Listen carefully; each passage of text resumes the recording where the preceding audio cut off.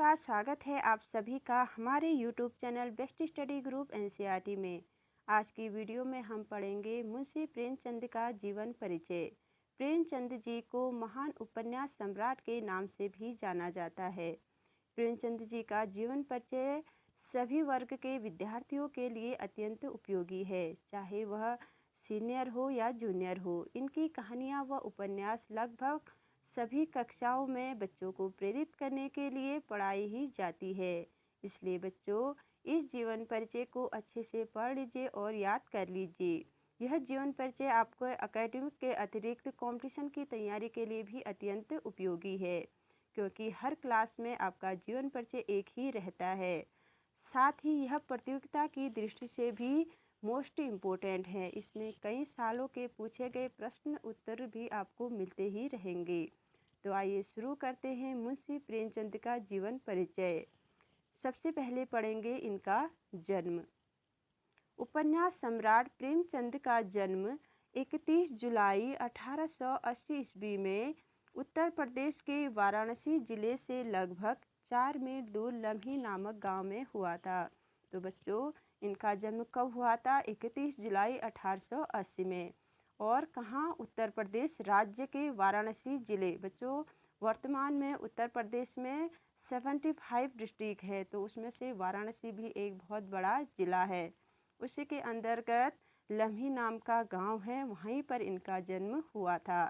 उनकी माता का नाम आनंदी देवी था तथा पिता का नाम मुंशी अजायब राय था, जो लम्ही में डाक मुंशी थे। उनका वास्तविक नाम धनपत राय श्रीवास्तव था। तो बच्चों प्रतियोगिता में बार बार मुंशी प्रेमचंद का वास्तविक नाम पूछा जाता है, तो इसे अच्छे से इम्पोर्टेंट करके अपनी नोटबुक में लिख लीजिए। आइए अब पढ़ते हैं इनकी शिक्षा के बारे में। प्रेमचंद की प्रारंभिक शिक्षा उर्दू एवं फारसी भाषा में हुई। बाल्यावस्था में ही माता पिता का स्वर्गवास हो जाने के कारण घर की सारी जिम्मेदारी इन्हीं के ऊपर आ पड़ी।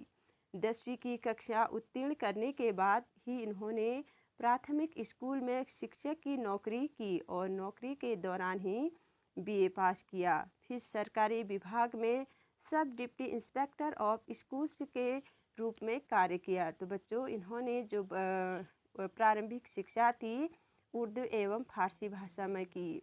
घर की आर्थिक दशा अच्छी नहीं थी, उसी के साथ ही इनकी माता पिता का भी देहांत हो गया। घर की जिम्मेदारियां इन्हीं के ऊपर आ पड़ी और मैट्रिक की शिक्षा उत्तीर्ण करने के बाद यह प्राथमिक स्कूल में शिक्षक बन गए। तो बच्चों उस समय पढ़े लिखे लोग बहुत कम होते थे, तो जल्दी से उनको नौकरी लग जाती थी। लेकिन आजकल कंपटीशन बहुत तगड़ा है, तो आपको मेहनत भी बहुत तगड़ी करनी पड़ेगी। लेकिन सन 1920 में असहयोग आंदोलन के दौरान महात्मा गांधी की सरकारी नौकरी छोड़ने के आह्वान पर उन्होंने नौकरी से त्यागपत्र दे दिया और साहित्य लेखन के द्वारा देश सेवा का मार्ग अपनाया। आगे पढ़ते हैं इनकी मृत्यु के बारे में। निरंतर राष्ट्र के प्रति अपना साहित्यिक योगदान देते हुए 8 अक्टूबर 1936 ईस्वी को इस महान उपन्यास सम्राट का देहांत हो गया। तो बच्चों इनकी मृत्यु कब हुई? 8 अक्टूबर 1936 ईस्वी को। मात्र 56 वर्ष में ही इन्होंने पूरा इतिहास रच दिया। अब आइए देखते हैं इनके साहित्यिक जीवन के बारे में। प्रेमचंद का साहित्यिक जीवन का आरंभ 1901 में ही हो गया था। कब हो गया था बच्चों? 1901 में। उनका पहला उपलब्ध लेखन उर्दू उपन्यास असरारे माबिद है, जो धारावाहिक रूप में प्रकाशित हुआ। इसका हिंदी रूपांतरण देवस्थान रहस्य नाम से हुआ। तो बच्चों कभी कभी कंपटीशन में ये क्वेश्चन आ जाता है, तो आप इसको अच्छे से पढ़ लीजिए। उनका दूसरा उपन्यास था हम खुरमा हम सवाब, जिसका हिंदी रूपांतरण प्रेमा के नाम से 1907 में प्रकाशित हुआ। प्रारंभ में वे नवाब राय नाम से उर्दू में रचनाएं किया करते थे। तो बच्चों क्वेश्चन पूछ लिया जाता है कि नवाब राय नाम से उर्दू में रचनाएं कौन करते? तो कौन करते थे? प्रेमचंद जी। अंग्रेजी शासन ने जब उनकी पुस्तक सोजे वतन को 1908 में जब्त कर लिया, तो वे प्रेमचंद नाम से ही हिंदी में लिखने लगे। तो बच्चों इनकी एक पुस्तक आई थी सोजे वतन जो देशभक्ति से ओतप्रोत थी। अंग्रेजी सरकार ने उसे जब्त कर लिया तो इन्होंने उर्दू में लिखना छोड़ दिया और हिंदी में आ गए। और हिंदी में किस नाम से लिखने लगे? प्रेमचंद नाम से।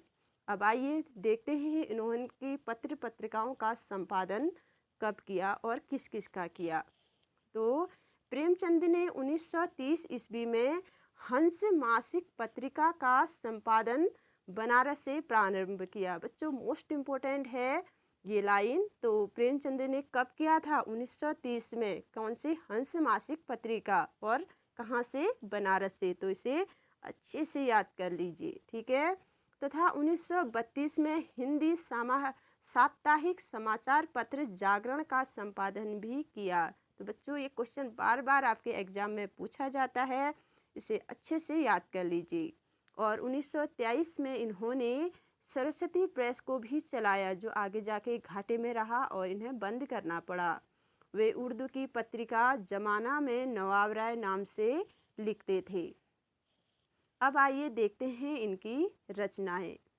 मुंशी प्रेमचंद ने लगभग 350 कहानियाँ और 11 उपन्यासों की रचना की। उनकी कहानियाँ मानसरोवर नाम से 8 भागों में संकलित है। इसके अतिरिक्त उन्होंने नाटकों व निबंधों की रचना भी की। तो बच्चों जो 350 कहानियाँ हैं, कहीं कहीं पर 300 कहानियाँ लिखी जाती हैं तो कहीं 15 उपन्यास, तो लगभग, इसलिए यहाँ पर लगभग दिया गया है।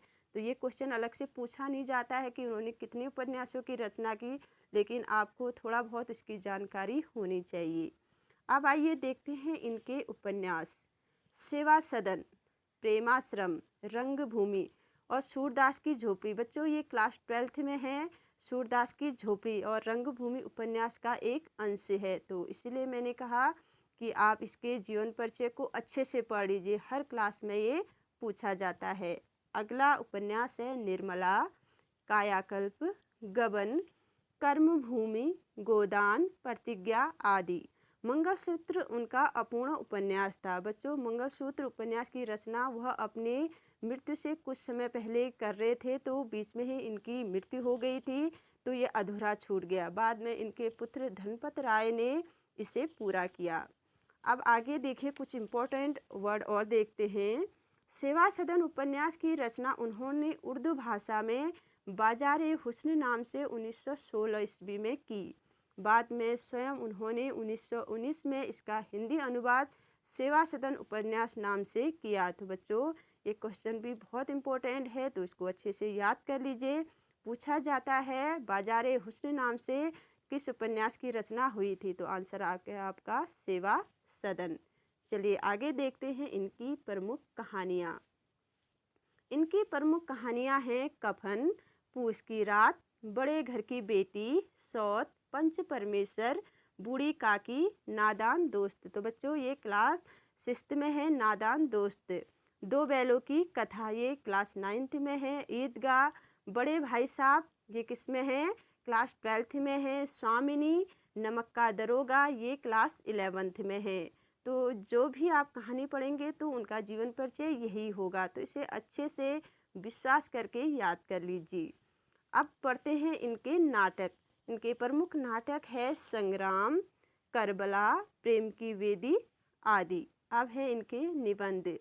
कुछ विचार, विभिन्न प्रसंग, पुराना जमाना, नया जमाना, स्वराज के फायदे, कहानी कला, कौमी भाषा के विषय में कुछ विचार, हिंदी उर्दू की एकता, महाजनी सभ्यता, जीवन में साहित्य का स्थान आदि। अब आगे एक प्रसिद्ध कहानी इनके बारे में देखते हैं और साथ ही कुछ इम्पोर्टेंट और देख लेते हैं। हिंदी के प्रसिद्ध साहित्यकार अमृत राय ने प्रेमचंद को कलम का सिपाही कहा। तो बच्चों इस लाइन को भी अच्छे से याद कर लीजिए, नोट कर लीजिए, तो प्रश्न पूछा जाता है कलम का सिपाही किसे कहा जाता है, तो आंसर आपका प्रेमचंद। आइए अब पढ़ते हैं इनकी भाषा शैली। प्रेमचंद जी की भाषा आम आदमी की भाषा है जो अत्यंत सरल, सरस और मुहावरेदार है। उन्होंने आमजन की भाषा को साहित्यिक रूप प्रदान किया। उनकी शैली आकर्षक है। उसमें मार्मिकता है। उन्होंने अपनी रचनाओं में निम्न प्रकार की शैलियों का प्रयोग किया था, जिसमें से प्रमुख शैलियाँ इस प्रकार है। जैसे पहली शैली है वर्णनात्मक शैली, विवेचनात्मक शैली, मनोवैज्ञानिक शैली, हास्य व्यंग्यात्मक शैली और भावात्मक शैली। तो बच्चों, जीवन परिचय के साथ भाषा शैली को भी लिखा जाता है, याद कर लीजिए इसे। आप देखिए, स्पष्ट है कि मुंशी प्रेमचंद भारतीय समाज के सजग प्रहरी और सच्चे प्रतिनिधि साहित्यकार थे। इनके साहित्य में सामाजिक बंधनों में छटपटाती हुई नारी की वेदना, वर्ण व्यवस्था की कठोरता, किसानों की दीनहीन दशा, हरिजनों की पीड़ा के मर्मसी चित्र उपस्थित किए गए हैं। कथा साहित्य के क्षेत्र में युगांतकारी परिवर्तन करने वाले कथाकार सिद्ध हुए। एक श्रेष्ठ कथाकार और उपन्यासकार के रूप में हिंदी साहित्य में उदित इस चंद्र को सदैव नमन किया जाता है। तो बच्चों, कैसी लगी आपको ये वीडियो? पसंद आए तो लाइक कीजिए, शेयर कीजिए और सब्सक्राइब करना मत भूलिए। साथ ही वीडियो कैसी लगी, यदि आपको इसमें कोई डाउट है तो आप कमेंट बॉक्स में लिखिए। मैं आपका डाउट पूरी तरह से दूर करने की कोशिश करूँगी। और अच्छी वीडियो को देखने के लिए नीचे कमेंट कीजिए और बेल आइकन को दबा दीजिए। मिलते हैं अगली वीडियो में। Thank you.